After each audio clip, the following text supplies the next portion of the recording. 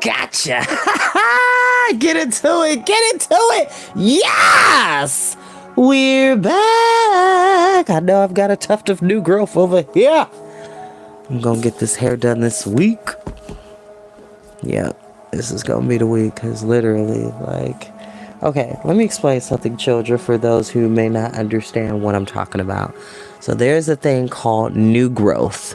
New growth is to refer to follicles of hair that are newly grown, that have grown to such a length that they are long enough to be styled into something, or can be trimmed, or whatever the case may be for your choices.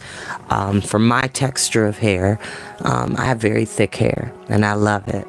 And I hope that I get to keep that quality until I'm in my hundreds. Or, like, I want to keep it for a long time, basically. I definitely haven't been to the shop since probably May of last year. That's a fact. And my stylist can verify, which... Fisa, you know I love you. I will see you at the shop soon. I've just been really busy. And plus, this is a particular protective style that I can wear and not have to go to the shop every single month. Like, I don't have dandruff or anything like that. My scalp is not dry or anything. Like, I take very good care of my hair. I moisturize every day with coconut oil in the morning, coconut oil at night. I wash, condition, and shampoo my hair once every 3 months, and it keeps me maintained and healthy and clean. And the thing about having dreadlocks, I call them dreadlocks. There are other people who may be offended by that term because of antiquated terminology, but I reclaim that as a positive. I call them dreadlocks. There are other people who will call them locks or twists, but I refer to them as dreadlocks. The one thing that you should know about dreadlocks is that if you have really thick hair and you want to maintain this style, you want to maintain this look and keep the hair looking healthy and fun, you got to moisturize. You got to do the due diligence to take care of yourself every day, not just when you feel like it. Because if you don't moisturize it, you don't maintain it, you don't take care of it, you will get caked up, build up, and matted hair and dandruff and stuff like that. And that's not what we're here for. Like, even though this is a ton of hair, my hair is still very much like clean, just overgrown in areas. Like, all of this should be twisted, but this is all just new growth, and I love it. So no matter if your hair is long, short, thick, curly, kinky, straight, all hair is good hair. All hair is good hair. And we celebrate individuality and uniqueness on this channel, and there is no judgment here. So yeah, I know you can see the little tuft, because I know I got family members who watch Storytime that are going to be calling me out like, what's going on? I'm cool. I think it's beautiful. I do notice it, and I see it's there, and it's going to get taken care of. Just know that. Now, you didn't come to hear me blather. You came to hear a story, as I always say. You don't have to watch these videos when they go live. You're more than welcome to watch them in your downtime, nap time, max, relax, and chillaxing time, in between time, meme time, scheme time, study time, break time, CP time, any time that you want to hear a highly animated voice bring you wonderful stories of magic, fantasy, science fiction, adventure, and many, many more in between. Got my tea. I'm having turmeric ginger today. Oh, must be some strong turmeric, because some of it got on my nails.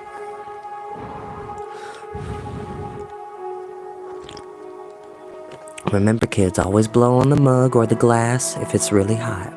I know it's delicious looking. I know we want to taste, but we got to blow on it to make sure we don't burn ourselves. Oh, yes. Now, we are back with the Grim Grotto, and the Baudelaires have believed they have found the sugar bowl. And now they're being instructed by Captain Withershins to explore the Gregorian Grotto, which Gregorian comes from the Gregorian chant, or the Gorgon, which is a creature from Greek mythology, Medusa, who was seen as highly beautiful, but then was cursed with snakes for hair that could petrify people. What is petrification, or petrifying people? It's basically turning people into stone. And nobody wants that. Even if somebody upsets you, it's not cool to turn somebody into stone. And my camera is now foggy. Hold on. There. Now we can see better. Alright. Let's go ahead and get comfortable. I have to put on my slippers.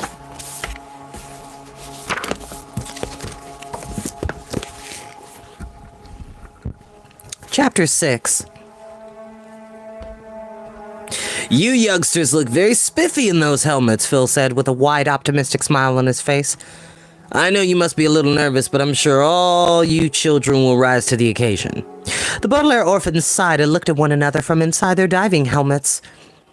When someone tells you that you will rise to the occasion, it means they think you'll be strong or skillful enough for a particular situation. But Violet, Klaus, and Sunny did not know if they could rise to the occasion when they were so afraid of sinking. Although they had dragged their helmets back and forth to the barracks, they hadn't realized how awkward they were until they had strapped them onto their waterproof uniforms.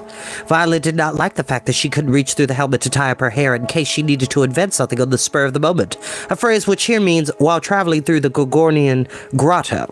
Klaus found that it was difficult to see as the small circular window in his helmet interfered with his glasses. And Sunny was not happy at all about curling up inside her helmet, shutting the tiny door and being carried by her sister as if she were a volleyball instead of a young girl. When they had put their uniforms on just a few hours earlier, the three siblings thought that the waterproof suits had fit them like a glove, and now as they followed Captain Withershins out of the main hall and down the damp and dripping corridor, the children feared that their uniforms fit more like an anchor, dragging them down to the depths of the sea. Which, by the way, I want to make a correction. So, Gregorian chant is not the same thing as the Gorgon. So, Gregorian is Gregorian,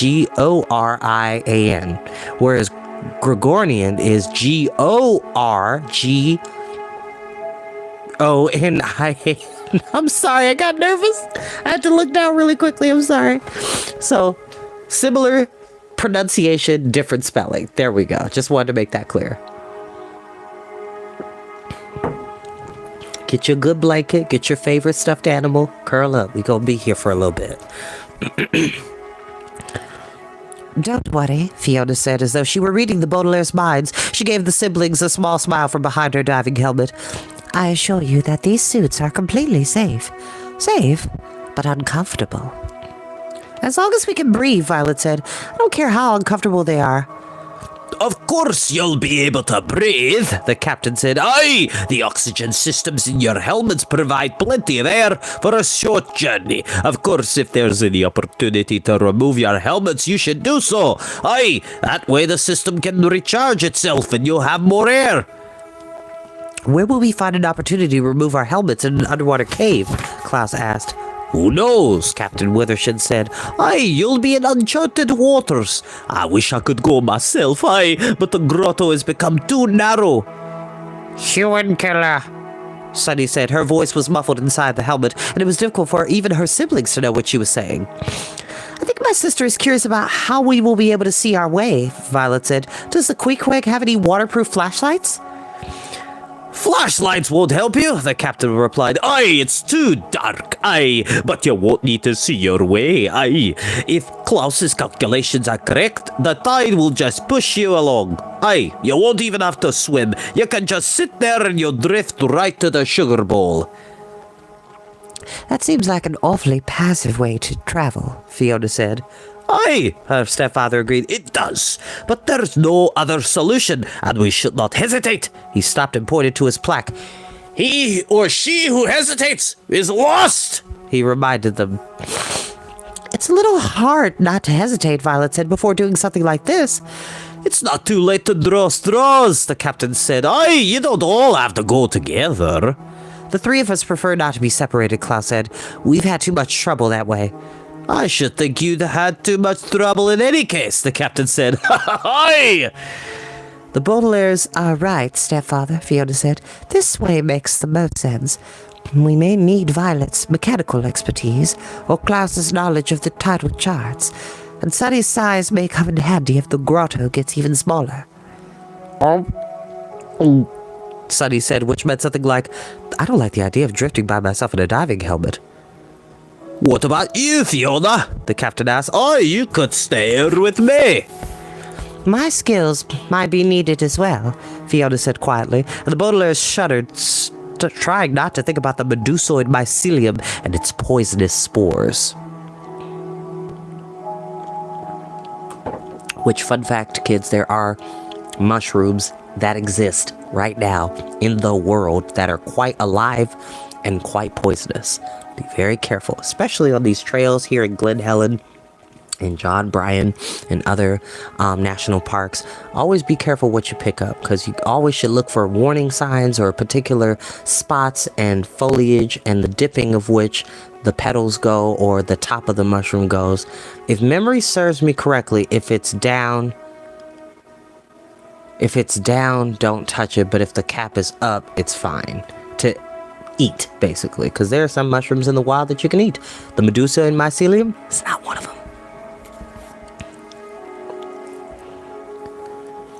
Aye, Captain Withershins admitted and smoothed his mustache with one gloved finger. Well, I'm going to tell VFD all about this. Aye, all 4 of you volunteers will receive citations for bravery. The Baudelaires looked at one another as best they could through the circular windows. A citation for bravery is nothing more than a piece of paper stating that you've been courageous at some time. And such citations have not been known to be very useful when confronted by danger, whether deep underwater or, as the Baudelaires would eventually learn, high up in the air. Anyone can write up a citation for bravery, and I even have been known to write one for myself from time to time in order to keep my spirits up in the middle of a treacherous journey. The 3 siblings were more interested in surviving their voyage through the Gorgonian Grotto than in receiving a written statement complimenting them on their courage, but they knew Captain Withershins was trying to keep their spirits up as he led them down the corridor into the room where they had first encountered the captain of the Queequeg. To get into the water, the captain said, you'll just climb up that same ladder, give a holler when you're in the hatch, then I'll activate a valve down here so the submarine won't flood with water when you open it. Then, as I said, you'll just let the current carry you. You should end up in the same place as the sugar bowl. And you still won't tell us why the sugar bowl is important? Violet couldn't help asking. It's not a sugar bowl, Captain Withershed said. It's what's inside it. Aye, I've already said too much. Aye, there are secrets in this world too terrible for young people to know. Just think if you knew about the sugar bowl and you somehow fell into Count Olaf's clutches. There's no telling what he'd do. Aye. But look at the bright side, Phil pointed out. Whatever terrible things may be lurking in that cave, you won't find Count Olaf. There's no way that octopus submarine could fit. Aye, the captain agreed, but we'll watch for him on the sonar, just in case. We'll watch you too. Aye, we'll be right here watching you the entire time. The oxygen systems in your helmets make enough noise that you'll appear as 4 tiny dots on our screens. Now off you go. Good luck. We'll be wishing you the best, Phil said. The adults gave each of the children a pat on the helmet, and without further hesitation, off went the Baudelaire children with Fiona behind them, following the ladder up to the hatch through which they had come aboard. The 4 volunteers were quiet as they made their way up until Violet reached up with one hand, the other hand was clutching Sunny's helmet, and grabbed the handle that opened the hatch. "We're ready!" she called down, although she did not feel ready at all. Aye, replied the voice of the captain.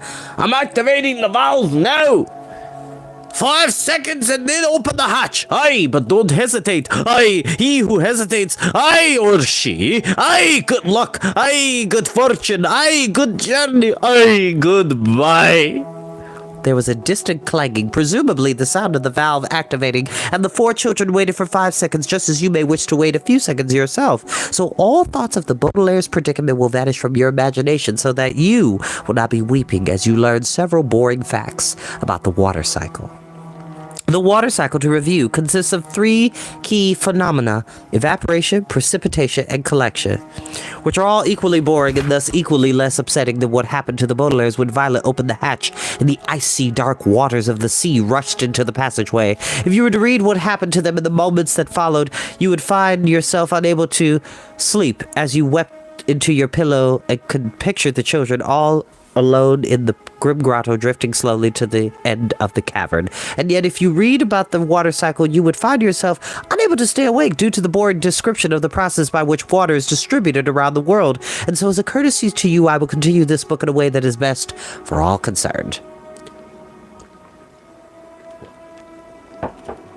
The water cycle consists of 3 phenomena: evaporation, precipitation, and collection.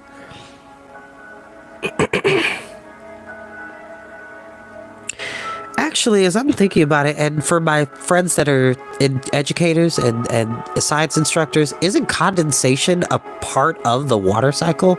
Maybe that's just me, and just comment below respectfully or just message me. But I'm pretty sure condensation is a step, not a big one, but a small step or a product of one of the steps of the water cycle. And I vaguely remember that from elementary school, but correct me if I'm wrong. Because I know evaporation, precipitation, collection. So what typically happens is that moisture from the air on the ground tends to go up into the air, into the clouds, which forms precipitation, rain, storms, or even formation of even bigger clouds. And then collection, which is all of the precipitation gathering into an area and then spilling out and transpotting into different areas and whatnot to further spread the moisture and water within the particular area. Sorry, just got a little on my soapbox. I had to think about that for a second. Always question your world, children. Always question your world. The water cycle consists of three phenomena: evaporation, precipitation, and collection, which are the three phenomena that make up which is what is known as the water cycle. Evaporation, the first of this phenomena, is the process of water turning into vapor and eventually forming clouds such as those found in cloudy skies, or on cloudy days or even cloudy nights. These clouds are formed by a phenomenon known as evaporation, which is the first of three phenomena that make up the water cycle. Evaporation, the first of these three, is simply a term for a process by which water turns into vapor and eventually forms clouds. Clouds can be recognized by their appearance, usually on cloudy days or nights when they can be seen in cloudy skies. The name of the process by which clouds are formed, by water, which turns into vapor and becomes part of the formation known as clouds, is evaporation. The first phenomenon, the three phenomena that make up the water cycle, otherwise known as the water cycle. Surely you must be asleep by now, and so you can be spared the horrifying details of the Baudelaire's journey, so he's basically repeating himself. The instant Violet opened the hatch, the passageway flooded with water, and the children drifted out of the submarine and into the blackness of the Gorgonian grotto. The grim grotto. The Baudelaires knew, of course, that the Queequeg had entered an underwater cave, but still they was unprepared for how dark and cold it was. Sunlight had not reached the waters of the grotto for quite some time, not since Ann Whistle Aquatics was still up and running, a phrase which here means not destroyed under suspicious circumstances. And the water felt like a freezing black glove encircling the children with its chilly fingers. As Klaus had predicted after studying the tidal charts, the currents of the cave carried the youngsters away from the submarine, but in the darkness it was impossible to see how fast or far they were going. Within moments, the four volunteers lost sight of the Queequeg and then one another.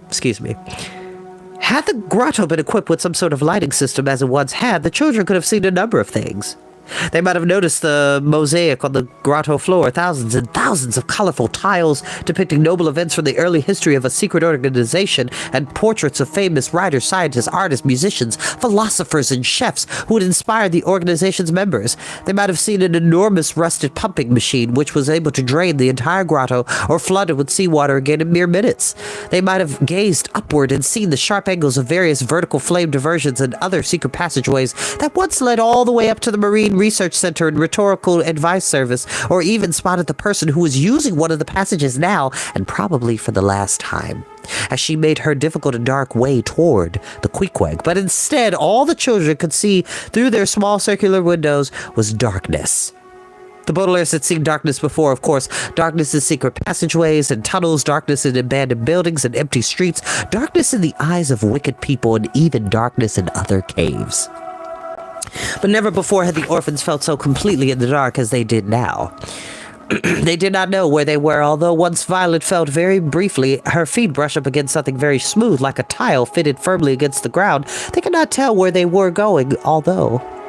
After a while, Klaus had a suspicion that the current had spun him so he was traveling upside down, and they could not tell when they would arrive. Although from time to time Sunny saw through her diving helmet a tiny dot of light, much like the tiny dots Captain Withershin said they would appear as on the sonar screen of a submarine.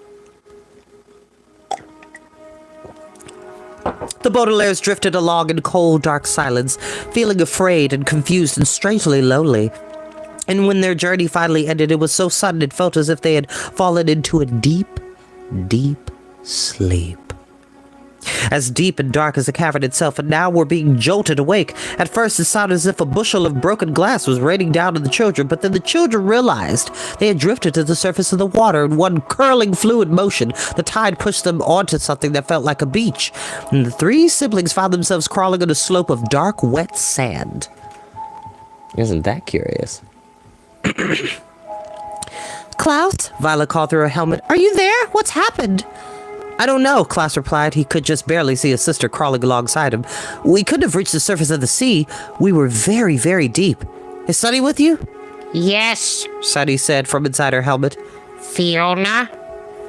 I'm here, came the voice of the mycologist. But where are we? How can we still be below the surface of the sea without any water around us?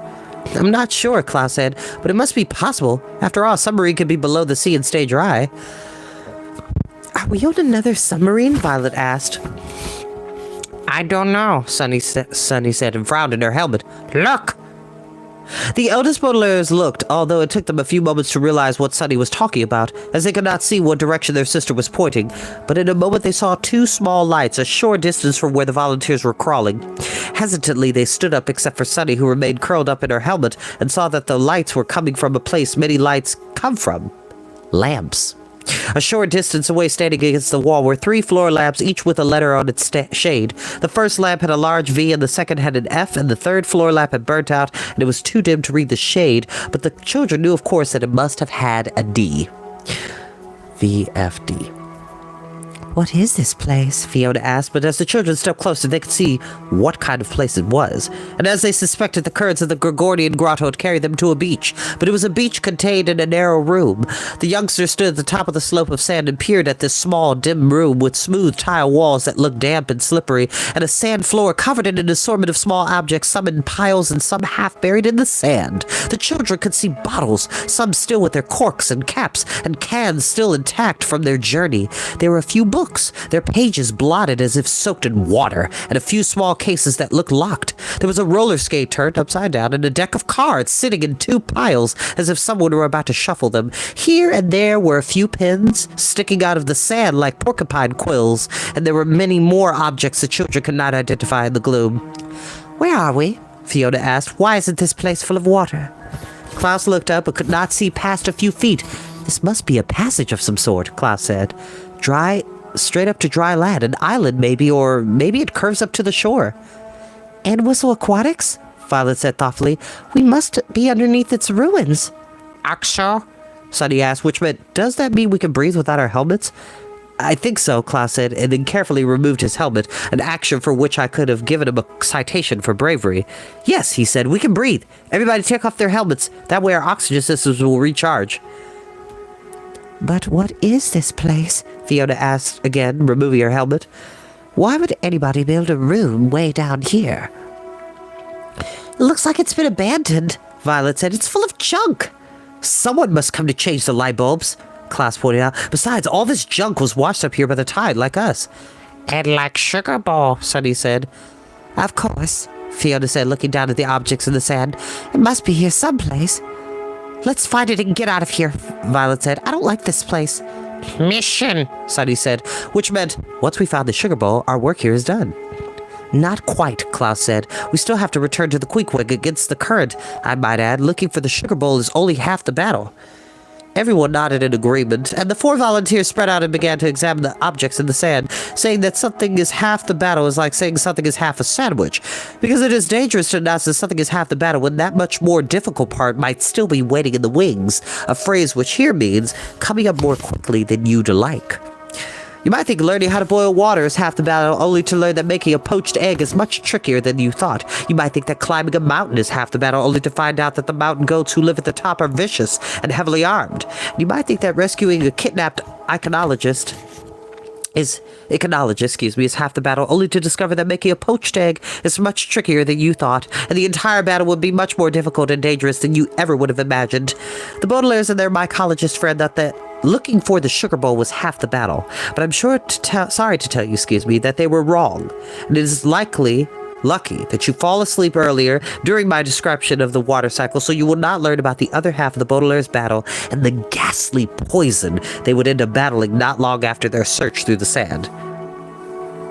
I found a box of rubber bands, Violet said after a few minutes, and a doorknob, 2 mattress springs, half a bottle of vinegar, and a paring knife, but no sugar bowl.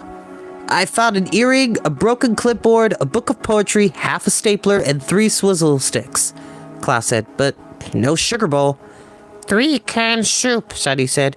Jar peanut butter, box crackers, pesto, wasabi, lo mein, but not a sugar.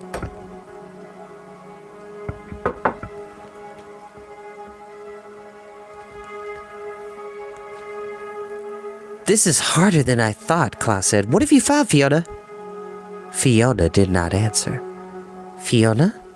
Klaus asked again, and the Baudelaires turned to look at her, but the mycologist was not looking at the siblings. She was looking past them, and her eyes were wide with fear. Behind her triangular glasses. Fiona? Klaus said, sounding a bit worried. What have you found? Fiona swallowed and pointed back down at the slope of sand. Mycelium, she said finally in a faint whisper. And the Baudelaires turned to see she had spoken the truth. Sprouting out of the sand quickly and silently were the stalks and caps of the medusoid mycelium, the fungus Fiona had described back on the Queequeg. The invisible threads of the mycelium, according to our mycological book, waxed and waned and had been waning when the volunteers drifted ashore, which meant that the mushrooms had been hiding underground when the children had arrived at that strange room. But now as time passed, they were waxing and sprouting up all over the beach and even along the smooth tiled walls. At first just a handful were visible, each one a dark gray color with black splotches on the caps as if they were splattered with ink, and then more and more, like a silent, deadly crowd that had gathered on the beach and were staring blindly at the terrified children. The mushrooms only ventured halfway up the slope of sand, so it seemed that the poisonous fungus was not going to engulf them. Not yet, anyway.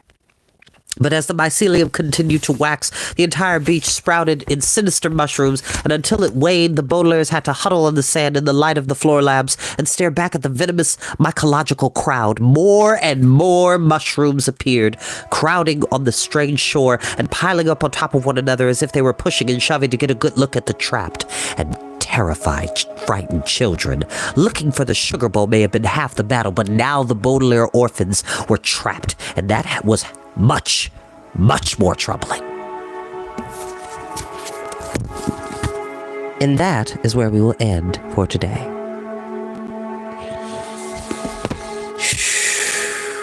These stories have you on the edge of your seat, and I can't wait to read The Penultimate Peril, which is the book that's after this, because the gears kick up, and it's going to be fun. It's going to be amazing.